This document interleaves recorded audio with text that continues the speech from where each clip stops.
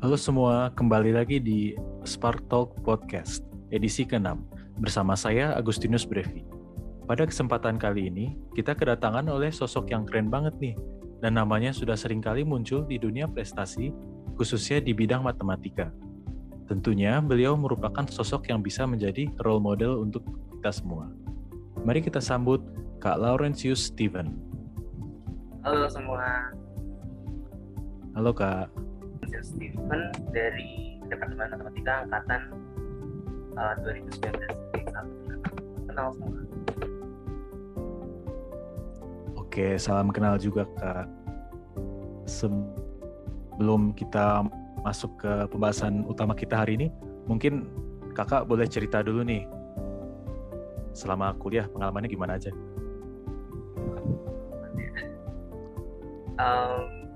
Mungkin nggak beda jauh sih dari yang umum dilakukan sama mahasiswa gitu ya, kuliah dan sedikit organisasi di. Kemudian aku pernah di AMD, pernah di KMK juga, dan pernah di penelitian lomba matematika. Itu aja sih mungkin. Oh, ada yang mau disampaikan nggak Kak, tentang pengalamannya? Siapa tahu udah mempelajari hal yang penting gitu yang bisa jadi pesan untuk kita. Dari selama kuliah gitu ya, mungkin Iya. yang masih sebenarnya aku juga masih harus belajar gitu ya, tapi yang namanya time management tuh memang tricky sih. Harus setiap saat itu harus bisa di manage kan, karena ya kalau kita nggak bisa manage waktu kan ya kerjaan keteter atau kuliah keteter, jadi kan it's a constant pressure, but uh, mungkin bisa aku ambil maknanya gitu ya dari selama kegiatan sama kuliah gitu, terutama time management sih, karena mungkin kalau dibandingin sama kegiatan kita di SMA kan, SMA kayak lebih santai gitu ya, kita lebih suka hangout, suka gimana. Kalau kuliah tuh kadang-kadang kita cari waktu buat hangout sudah susah gitu, karena ada kerjaan di organisasi, mungkin juga tugas kuliah kayak biasanya gitu kan. Jadi gimana caranya kita bisa ngebuat bukan cuma waktu untuk kerja, tapi juga waktu untuk diri sendiri gitu, supaya jangan sampai kita jadi sebenarnya bekerja seperti seekor sapi gitu. Betul juga ya. Apalagi Kakak banyak bener ya kegiatannya ya tadi. Udah lomba kan ya? Udah lomba, udah ada kegiatan-kegiatan departemen dan lain-lain ya Kak. Belum lagi Jujurnya kuliahnya kan pasti ya. masih ada sih yang lebih padat dari gue, tapi ya emang cukup banyak sih. Oke. Jadi gitu ya ternyata ya. Begitu pengalaman Kak Lau nih semasa kuliah. Terus kita hari ini tuh mau ngomongin tentang pelayanan. Nah, sama kayak kita ngomongin matematika, tentu kita harus ngomongin definisi dulu ya Kak ya. Waduh. Jadi sebelum kita ngomongin tentang pengalaman nih, atau pelayanan, mungkin Kakak bisa menjelaskan dulu nih, menurut Kakak definisi pelayanan itu apa sih? Wah, ini sulit ya. Kalau menurut kamu gimana, Vi? Apa sih yang, mungkin jangan definisi, tapi apa yang kamu rasakan juga dari melayani, kayak kamu kan sekarang juga di KMK nih. Waduh, aku yang ditanya ya. Eh, kalau menurutku sih, Mungkin alasannya dulu deh, kenapa kamu mau jadi pelayan di KMK. kalau aku sih sebenarnya nggak terlalu dalam ya, mungkin alasannya agak spontan dan agak istilahnya apa ya, cuma diajakin temen gitu dong sih. Tapi mungkin kembali ke kakak dulu nih, kakak mungkin ada alasan-alasan kalau misalnya untuk pelayanan, alasan-alasan yang lebih dalam nih. Gimana kak? Mungkin awalnya juga aku nggak dalam gitu juga ya, Vi. Maksudnya memang pasti kita yang namanya awalnya diajakin untuk ikut pelayanan, pasti kita mikirnya spontan gitu. Apa sih yang bakal kita expect dari uh, kegiatan kayak gitu, misalkan sih kalau ambil contoh kayak di KMK. Tapi mungkin kalau alasan lebih lebih mendasar lagi ya, yang namanya pelayanan itu nggak bisa datang secara tiba-tiba. Maksudnya mungkin awalnya kita masih belum tahu apa-apa, tapi the passion for pelayanan itu pasti akan semakin semakin waktu akan semakin bertumbuh, semakin kita juga punya kecintaan terhadap apa yang kita lakuin. Jadi uh, pelayanan yang udah utuh itu kalau menurut aku ya sesuatu yang udah didasarkan dari cinta terhadap komunitas, terhadap kuliah, terhadap passion apapun itu. Oh, jadi gitu ya teman-teman ya. Ternyata kalau menurut Kak Lau itu pelayanan itu mungkin kalau didefinisikan susah, tapi bisa dilihat dari segi dampaknya ya atau tujuannya ya, yang Benar. didasari dengan cinta untuk komunitas dan lain-lain. Nah, menurut Kakak manfaat dari melayani dalam Tuhan Yesus itu apa aja sih Kak? Kalau ditanya manfaat, maksudnya kan namanya pelayanan, pasti kita nggak expect dapat sesuatu kan, karena biasanya kan sebutannya involuntary gitu. Kalau kita merelakan diri gitu untuk melakukan sesuatu yang often enough tuh nggak ada bayarannya. Tapi kalau manfaat secara uh, sosial gitu mungkin dari diri kita sebagai makhluk sosial, namanya melayani itu kan kita berinteraksi dengan orang lain gitu. Dengan mungkin aja dengan dosen kalau pelayanannya di akademik, atau misalkan kalau di HMK gini berarti kita bareng teman-teman satu satu fakultas, satu universitas gitu kan. Dan yang namanya interaksi sosial kayak gitu pasti akan ngebuat apa sih, fulfilling in itself gitu. Jadi membawa kepenuhan terhadap diri kita sendiri, karena ya pasti namanya membuat sesuatu yang baik gitu ya, apalagi bareng-bareng orang-orang yang keren-keren juga, itu pasti akan membawa satisfaction for yourself.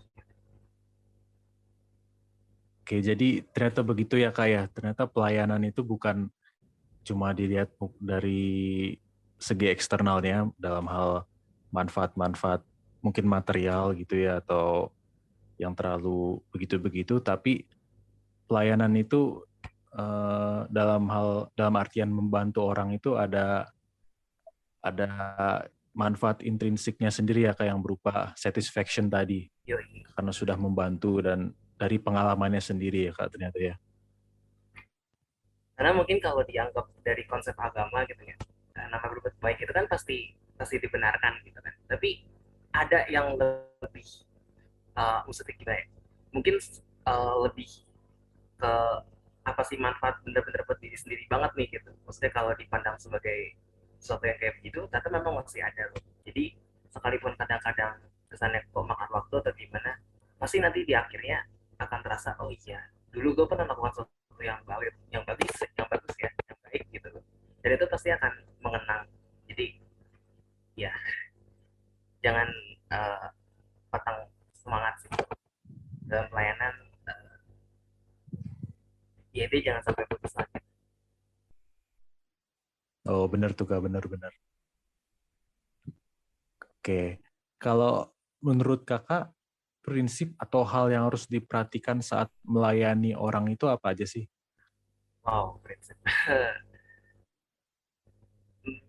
Yang namanya melayani kan ya, berarti kan prinsipnya dari melayani adalah kita nggak mementingkan diri sendiri, ya kan. Maksudnya mungkin itu salah satu uh, perbedaan dari namanya melayani dengan apa ya sebenarnya, dengan kayak kalau kamu kerja gitu, kamu kerja kan kayak gitu. Kalau melayani kan berarti kamu memberikan sesuatu dan kamu nggak mengharapkan sesuatu kembali dari apa yang kamu lakukan. Jadi prinsip yang paling utama sih kalau menurut aku ya, selflessness itu bisa dicari,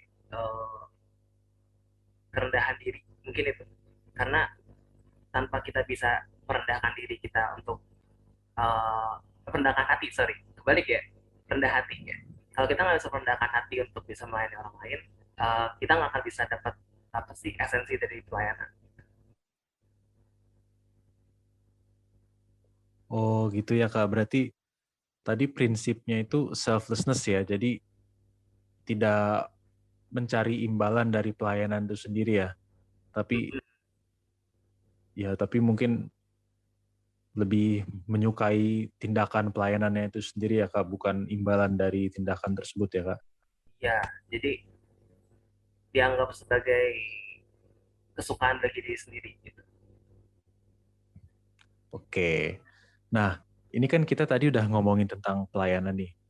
Mungkin Kakak bisa jelasin dari pengalaman Kakak sendiri atau dari yang Kakak tahu, gimana sih seorang mahasiswa itu bisa melakukan pelayanan bagi Tuhan? Oh, wow, ini konteksnya dalam sekali karena pelayanan bagi Tuhan kan, maksudnya kan Tuhan kan maha kuasa ya. Jadi secara teknis perbuatan kita tuh sebenarnya dari diatur juga sama Tuhan. Tapi kalau dianggap sebagai pelayanan yang bermanfaat bagi Tuhan, mungkin kalau aku nge-quote dari Alkitab gitu ya, bahwa perbuatan kita tuh cukup dilakukan untuk orang-orang yang vulnerable di sekitar kita, bukan bukan untuk orang yang tinggi kayak yang maha kuasa gitu, tapi kita cukup melakukan itu kepada uh, teman-teman kita yang mungkin bukan, gak harus yang miskin banget atau yang kesulitan atau gimana. Kadang-kadang masih banyak dari sekitar kita yang mungkin kelihatannya baik-baik aja, tapi sebenarnya banyak yang bisa dibantu. Kayak, oh iya, mungkin kalau aku ambil contoh kayak gini. Jadi ada teman aku yang pernah nawarin diktat gitu kan. Dan waktu itu aku emang lagi belum ada duit gitu kan, lagi sepi banget gitu. Tapi dia ngasih duluan nih, biar yang bilangnya bayar kapan-kapan. Itu kan suatu yang mungkin tindakannya sepele ya, karena ya diktat kan fotokopinya paling berapa sih, kayak 5.000 lah gitu paling buat satu satu clipping gitu kan. Tapi tindakan yang sederhana kayak gitu ternyata bisa membawa dampak yang besar sekali ternyata buat aku di sini.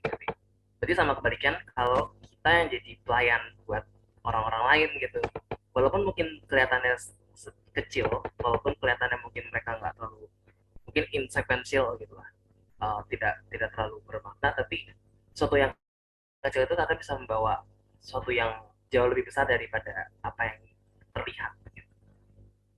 Jadi uh, banyak banget nih kalau kita lihat, jadi dari teman-teman yang mau volunteer, baik itu di BM, di HMD, itu juga pelayanan sebenarnya, karena kita kan ngurusin teman-teman yang lain gitu. Dan juga masih banyak kalau mau di gereja, pelayanan itu lebih luas lagi. Ada yang jadi komsos, mungkin kan sekarang gereja lagi butuh banget tuh kan ya komsos buat live streaming bisa gitu. Mungkin tadi kesimpulannya berarti pelayanan itu bagi seorang mahasiswa, mungkin kita mikirnya mahasiswa itu nggak bisa melakukan hal-hal yang terlalu besar gitu ya untuk pelayanan ya. Tapi tidak perlu, walaupun kita tidak bisa ya Kak, tidak perlu yang besar-besar banget. Walaupun kita membantu aja mungkin atau semacamnya dalam skala yang kecil. Kayak tadi, kayak cerita Kakak tadi memberikan diktat ya, fotokopi diktat. Itu udah membantu banget ya bagi orang lain ya. Kita nggak tahu seberapa berkesannya tindakan kebaikan kita bagi orang lain ya. Actually itu bagus banget, thank you. Mantap mantap. Oke, jadi begitu ya teman-teman. Oke, itu menutup pembahasan kita tentang pelayanan ya Kak ya. Sebelum kita lanjut lagi ke pembahasan kita selanjutnya, kita ada game sedikit dulu nih Kak. Ini bukan games yang gimana-gimana. Jadi nanti ada 6 pertanyaan. Terus Kakak harus jawab dalam waktu 5 detik tiap pertanyaan ini. Jadi harus jawab cepet. Gak apa-apa, apa aja yang keluar di pikiran Kakak, langsung aja sebutin gitu. Oke. Oke, jadi pertanyaan pertama ya. Langsung aja ya. Fun fact yang jarang orang ketahui tentang Kakak. uh, nggak suka ngitung. Oke, terus yang kedua YouTuber favorit. Sekarang top start. Terus role model Kakak. Role model ortu kali ya. Oh, orang tua. Terus makanan favorit. Makanan favorit lagi suka sambal kentang. Apakah Sambal kentang, tau nggak sambal kentang cabai yang biasa di warteg gitu. Waduh, sambal mentah. Apa tuh? Nanti Sambal mungkin kentang. boleh cerita ya. Iya, boleh boleh. Pengalaman paling tak terlupakan. Pengalaman paling tak terlupakan eh ketika salah baca soal 2 dari 4 buat UAS. Wah, Waduh, terus itu board game favorit? mungkin bukan board game jatuhnya sih, tapi werewolf. Oh iya, oke oke, nggak apa-apa nggak apa-apa. Mirip mirip mirip. Oke, coba sekarang boleh nih jelasin nih dari yang pertama tadi kata kakak fun fact yang jarang orang tahu kakak nggak suka ngitung nih. Itu boleh bisa jelasin nggak tuh kak? Padahal kan jurusan matematika, jadi mungkin Iya, orang-orang dari luar mikirnya itu matematika itu ngitung kan identiknya kan. iya memang aneh ya. Kenapa gue pas mau gitu? Tapi emang dari dulu eh malas aja gitu kalau soal hitung-hitungan mainnya kayak kalkulator kayak gampang gitu ya. Tapi mungkin ini juga sebuah, mungkin gue nggak bisa ngomongin miskonsepsi ya, tapi mungkin orang masih belum banyak yang tahu kalau ternyata matematik itu lebih dari sekedar ngitung loh gitu. Karena banyak banget yang gue belajar dari selama kuliah gitu ya. Dan itu matematik bukan cuma sekedar ngitung, matematik itu ternyata banyak loh yang lebih dari ngitung. Karena intinya itu kayak membuat struktur dari apa yang kita ada, dan itu menurut gue uh, change of perspective yang gede banget. Btw kenapa gue mau ambil mat, karena awalnya kan aku lebih gitu. Jadi Tapi kenapa tuh? kenapa nggak jadi ngambil aku. Iya, kenapa tuh kak? Wah berat ya, aktornya Waduh kan waduh. passing grade-nya luar biasa ya. Aduh ampun deh. Jadi ya, play to your odds. Oke, jadi begitu ya ternyata matematika itu tadi kalau menurut kakak itu dari melihat suatu hal dalam perspektif yang berbeda ya kak ya.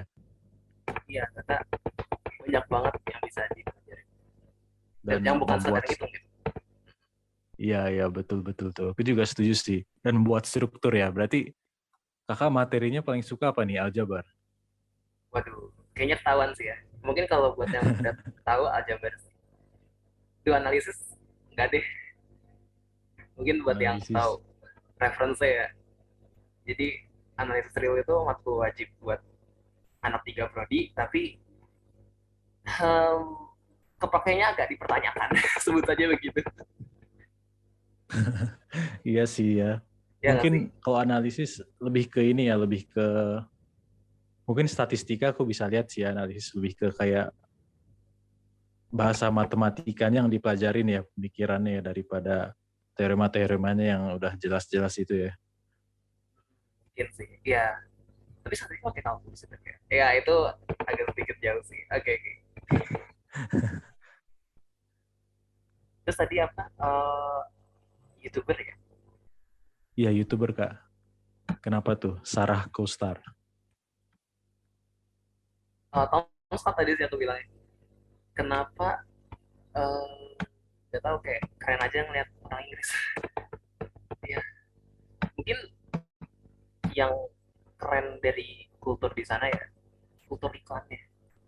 Di sana tuh hukum tentang iklan tuh kayak lebih strict gitu dibanding di sini. Kayak kalau lo ngeliat TV kan kayak di sini banyak iklan banget gitu. Di sana tuh lebih ketat, jadi kata sih mungkin gara-gara situ jadi makin cool. Ya, banyak yang bangsa ini bisa Oke, pelajari dari tempat lain. tentang iklan ya berarti ya. Iya, polusi Betul iklan itu sih ya. sekarang parah sih. Tapi betul sih ya, kalau marketing itu memang penting ya.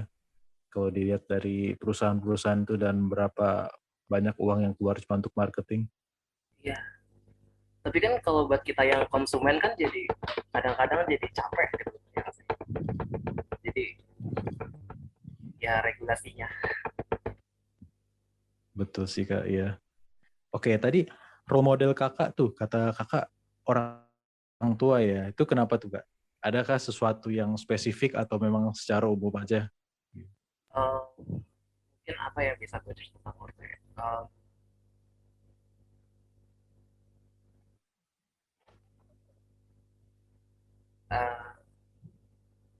Mungkin ortu aku kalau dilihat dari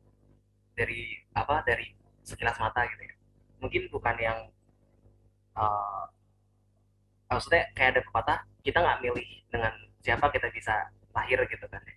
Tapi sampai titik ini aku bersyukur banget sih dengan karena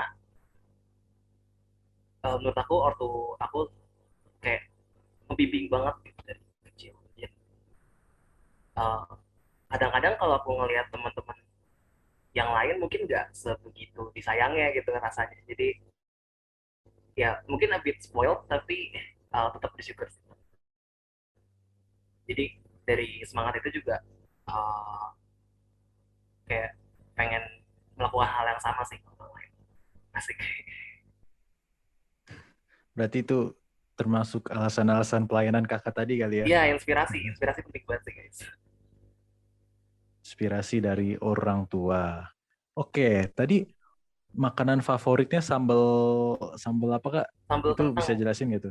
sambal kentang tuh Sambal kentang tuh kenapa tuh kak?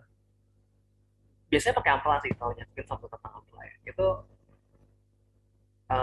jadi kayak cuman sambal jadi kayak adonan cabai seperti jus cabai gitu tapi dimasak pakai kentang yang udah digoreng potong kecil-kecil. Itu simple karena masaknya cepet. Tapi uh, aduh itu gimana ya tadi? Gue lupa ya. Sorry ini kayak Anji lagi. Waduh, tadi Oh ya, tentang sambal kak. iya. Sambal itu kan sesuatu yang simple gitu ya. Kayak cuma cabai. Kalau di sini mungkin konteksnya pakai kentang gitu. Tapi sambal tuh bisa ngebawa uh, apa ya? Kayak nuansa ke makanan gitu. Ya sih kayak kalau terutama ayam goreng gitu. Kalau kita makan ayam goreng nggak ada sambal kan pasti bingung gitu. Jadi sesuatu yang kecil tapi bisa jadi uh, mengelevate Bermakna satu ya. piring gitu. Betul sih kak, betul. Sambal tuh memang dipakai untuk semuanya ya kalau di Indonesia ya apalagi. Yoi, kultur sini banget sih. Oke, terus tadi pengalaman yang tak terlupakannya kata kakak salah baca 2 dari 4 soal di UAS. Tuh kelas apa tuh kak kayak gitu? Jadi ini dulu sebuah kelas yang kalau buat anak matematik pasti pernah ambil, namanya kelas persamaan diferensial biasa.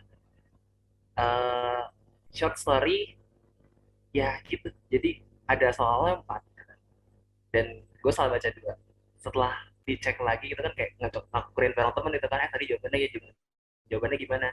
Terus setelah ketahuan ada 2 soal nggak nggak salah baca gitu berarti kan otomatis jawabannya salah baca juga gitu kan pasti.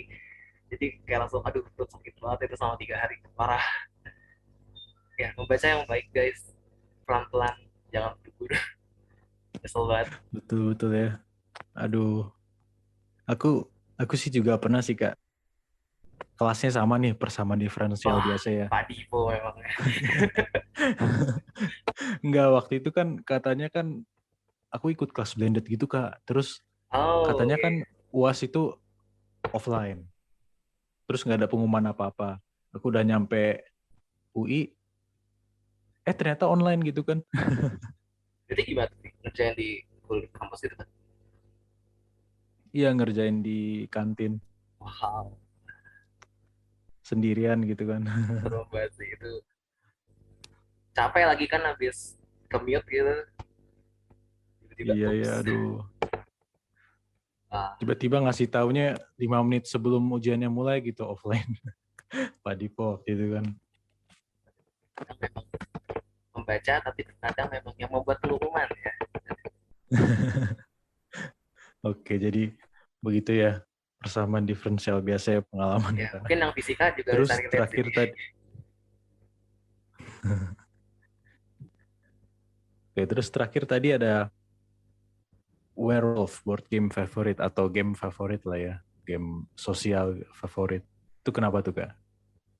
uh, Kenapa ya?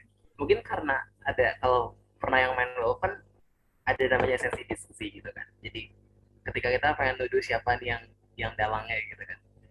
Uh, kayak proses itu paling seru aja gitu, karena kalau misalkan kita lagi main gitu bareng teman-teman yang kayak udah cukup deket gitu kan, itu pasti kayak nuduh-nuduhannya tuh lebih kayak lebih lebih alat lah gitu ya nggak sih. Dan kalau biasanya gue main sebagai dalang, biasanya sebagai bukan dalang sih, sebagai moderator gitu. Jadi kadang-kadang ngeliatin teman-teman yang lo udah tahu sikapnya, lo udah tahu stance dia gitu, dan mereka sayang itu tuh kayak kocak aja. Itu paling serunya sih. Dan sadly selama online, alas, semoga ya bisa kembali lagi, amin.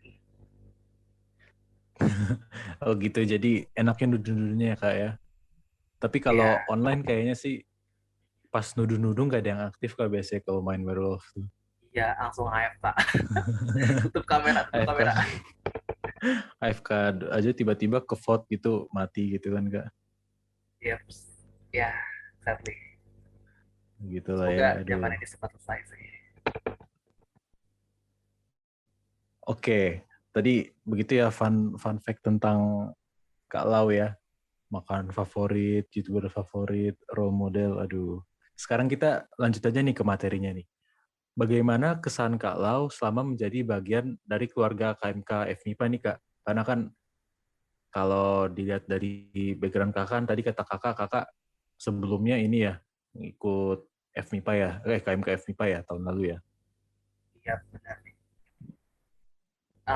Kesannya ya, em, mungkin kesannya itu KMK tuh kayak rumah sih. Karena kenapa? Ibaratnya kita kan kalau di luar kita berinteraksi dengan berbagai macam eh, orang dengan latar belakang berbeda gitu kan. Dan sedangkan kalau ketika di KMK tuh kita punya common reference-nya gitu loh. Ya kan ada hal-hal tertentu yang cuma bisa kita omongin dengan teman-teman yang satu agama gitu. Dan itu kenapa aku merasa KMK jadi seperti rumah. Jadi karena mungkin umat Katolik itu minoritas ya di Indonesia Kak. Jadi rasa pergaulan dengan teman-teman seiman agak berbeda gitu lah ya Kak, bukan rasanya gitu lah mungkin ya. Iya, bener banget. Oke, terus apa nih rencana pribadi Kak Lau selanjutnya nih? Ada target kah untuk saat ini apa yang mau Kakak capai? Filosofis. Rencana ya, rencananya sih eh, pengen lulus ya, amin. Tapi nggak dalam waktu dekat sih.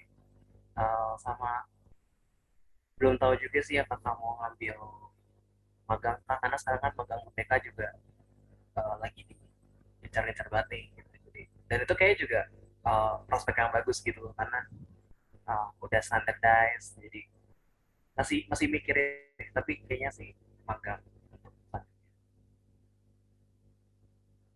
Kalau misalnya Kakak nggak magang, Kakak pengen pilih apa tadi? Hmm, kalau nggak magang, uh, mungkin ngambil beberapa mata kuliah yang buat sertifikasi profesi sih. Jadi, itu doang sih paling, nggak ada rencana keren-keren banget sih. Sudah Oh, mahasiswa tua juga. Oh, yang sertifikasi yang untuk aktuaria itu bukan sih, Kak? Iya, jadi kalau di Matek itu ada mata kuliah yang bisa disetarain buat sertifikasi profesi PAI gitu. Dan itu uh, value banget gitu ya, karena kan SKS udah lo beli pakai pakai semesteran gitu kan, udah UKT udah include. Dan kalau dapat bonusan kan kayak kenapa enggak? Itu value banget sih. Benar juga sih, Kak, benar-benar. Oke, jadi begitu ya ternyata ya. Kak Lau juga agak katanya tidak memiliki target yang bagaimana banget. Mungkin menurut Kak Lau bisa dibilang standar ya, Kak, untuk mahasiswa-mahasiswa antara sertifikasi atau magang gitu kan. Iya, lulus lah pokoknya guys, 4 tahun amin ya, semangat Skripsi yuk. udah ada, Kak? Wah, Ini jauh pikiran jauh. mau ngapain tuh? Aduh. Wah, jauh, belum kepikiran, sadly. Tapi udah banyak sih teman-teman yang pengen 3,5 dan keren banget ngelihatnya gitu. Semangat kan 3,5 guys. Kalau kakak 4 aja nih. Kayaknya 4 sih, amin. Santai aja lah ya kayak sama-sama aja Yoi. kok. Oke. Nah, untuk pertanyaan ke-9 nih, ini lebih religius nih kan. Tadi kan kita ngomongin tentang Kak Lau, mungkin sekarang kita ngomongin tentang Santo atau Santa panutan Kak Lau. Ada nggak tuh Kak? Wah, santai atau santai. Mungkin aku ngambil yang paling familiar sama aku sih.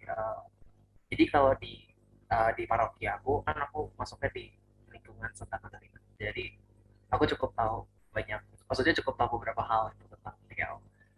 Uh, Menurut aku Santa Katarina itu sosok yang uh, gimana sebenarnya? Apa sih dapat dipercaya gitu? Karena mungkin kalau buat yang udah tahu biografinya beliau gitu kan, dia dapat sebenarnya uh, pesan dari Bunda Maria gitu dalam apa sih?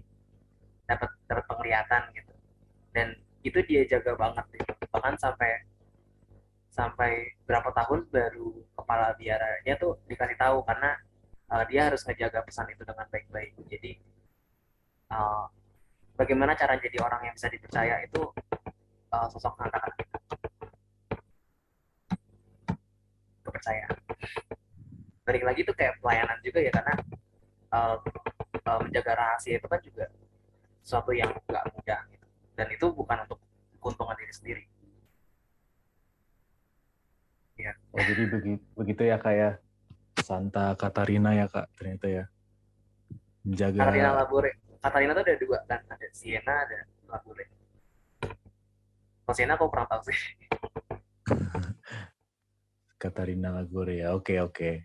Jadi begitu ya ternyata ya Santa favorit ya atau mungkin panutan ya, panutan Kak Lau ya. Nah, selain Santa mungkin kita mau nerusin lagi nih tentang topik kita ini.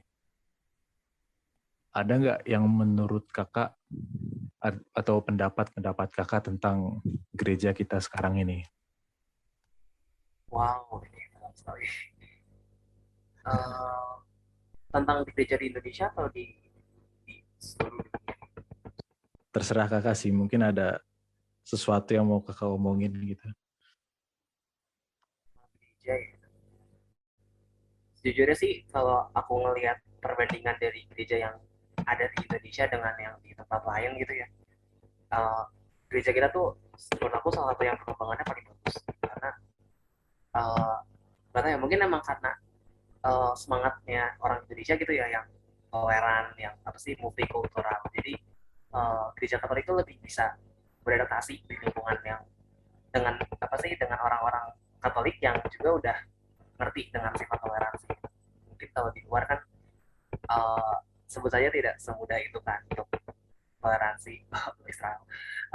Ya, jadi um, ya gereja punya tantangan masing-masing. Tapi aku rasa kalau gereja kita yang ada di Indonesia tuh jauh lebih well prepared untuk masa depan. Oh, gagal Iya, banget itu. jadi menurut kakak gereja kita itu lebih lingkungannya inklusif ya kayak untuk orang-orang beriman Katolik dari berbagai background yang berbeda-beda. Iya, Kalau gitu kita mungkin ngomongin lagi nih satu lagi nih Kak tentang gereja kita. Mungkin selama pandemi ini kita tahu nih yang namanya misa online kan ya. Nah, tapi mungkin terkadang beberapa orang udah ngomongin tentang misa online bahwa itu bukan misa yang valid karena melanggar doktrin-doktrin, misalnya doktrin transubstansiasi kan ya, karena ekaristinya kan gak diterima secara fisik. Jadi itu gimana Kak menurut kakak? wah ini dalam banget sih. Sejujurnya kalau buat judgement yang tentang hal yang sedetail ini mungkin gue bukan orang yang tepat ya. Maksudnya ada lebih banyak orang yang lebih qualified untuk ngomong soal kalau menurut aku sih anggap aja ini kayak LDR gitu, bayangkan sih. Karena LDR kan juga orang yang saling sharing feelings tapi nggak kontak fisik gitu. Apakah itu masih dianggap sebagai sebuah hubungan yang valid, kan itu balik lagi tergantung siapa yang bilang gitu kan. Tapi kalau menurut aku, selama hati kita tetap ada di jalan yang benar, maksudnya di jalan yang sama gitu, menurut aku sih masih valid. Selama kita masih ngerti apa yang sebenarnya kita lakuin sih. Jangan dianggap kalau dia mulai rasanya seperti cuman kewajiban yang kita lakuin tiap minggu, ya itu mungkin agak sedikit dipertanyakan gitu ya. Jadi balik lagi sih ke esensinya, di satu sudah untuk ngapain, untuk ketemu sama Tuhan. Jadi kalau kita bisa fokusin hati kita untuk uh, apa yang kita lakuin di misa, ngomong dengan Tuhan. Oke, jadi begitu ya menurut kakak, misa itu lebih ke arah berkomunikasi dengan Tuhan ya, dan mungkin kalau untuk misa online esensinya lebih penting ya. Iya. Setidaknya ada gitu ya esensinya. Jangan kehilangan esensi, jangan melihat misa hanya sebagai kewajiban ya Kak. In general itu berlaku untuk misa offline juga sih. Tapi mungkin kalau di masa kayak kita sekarang ini kayak lebih gampang untuk kita kehilangan arah kita gitu. Bener ya Kak, bener-bener. Karena kalau buka laptop, siapa tahu udah buka Google mau cari yang lain-lain malah gitu kan. Udah lewat itu belok misalnya. dikit udah beda gitu kan. Oke. Nah, pertanyaan terakhir nih Kak. Apa pesan Kakak untuk teman-teman pendengar dan anggota-anggota KMK FMIPA UI saat ini? Pesannya ya sekarang ini kan masa-masa lagi yang cukup berat lah buat kita semua gitu kan, notably Eropa ya. Jadi kita selalu berdoa aja sih supaya keadaan dunia bisa lebih baik, supaya bukan cuma keadaan pribadi kita tapi juga menghilangkan penderitaan yang ada di muka bumi lah gitu. Karena sudah cukup banyak penderitaan gitu kan. Jadi banyak-banyak berdoa semoga apa yang kita laluin ini segera berlalu dan tetap menjaga identitas kita sih. Karena kayak tadi sih, di zaman di kala semasa seperti ini itu mudah sekali untuk kita kehilangan arah. Bukan cuma kehilangan arah dalam hal religius ya, kehilangan arah dalam hal komitmen kita buat kuliah, kehilangan arah dalam hal komitmen-komitmen kita yang lain di tempat-tempat lain. Itu jauh lebih rentan. Jadi tetap tegar aja sih. Itu mungkin yang aku bisa kasih buat teman-teman. Oke, jadi begitu ya pesan terakhir Kak Lau ya, teman-teman dan anggota-anggota KMK FMIPA UI sekarang. Dalam masa pandemi ini dan masa-masa susah ini, jangan kehilangan arah dan selalu tetap berteguh pada yang ingin kita tuju ya Kak. Ya, ini agak sedikit belum, tapi memang ya. Mungkin ulang aja podcastnya terus dengerin apa yang Kak Lau bilang sendiri ya kalau mau detailnya. Oke, tak terasa 30 menit sudah berlalu dan kita sudah sampai ke penghujung perbincangan kita hari ini. Terima kasih lagi untuk Kak Lau sudah meluangkan waktunya bersama kami dan memberikan pengalaman dan insight-nya buat kita semua. Semoga Kak Lau sukses selalu dan diberkati Tuhan. Saya Brevi undur diri, sampai jumpa di Spark Talk Podcast episode berikutnya.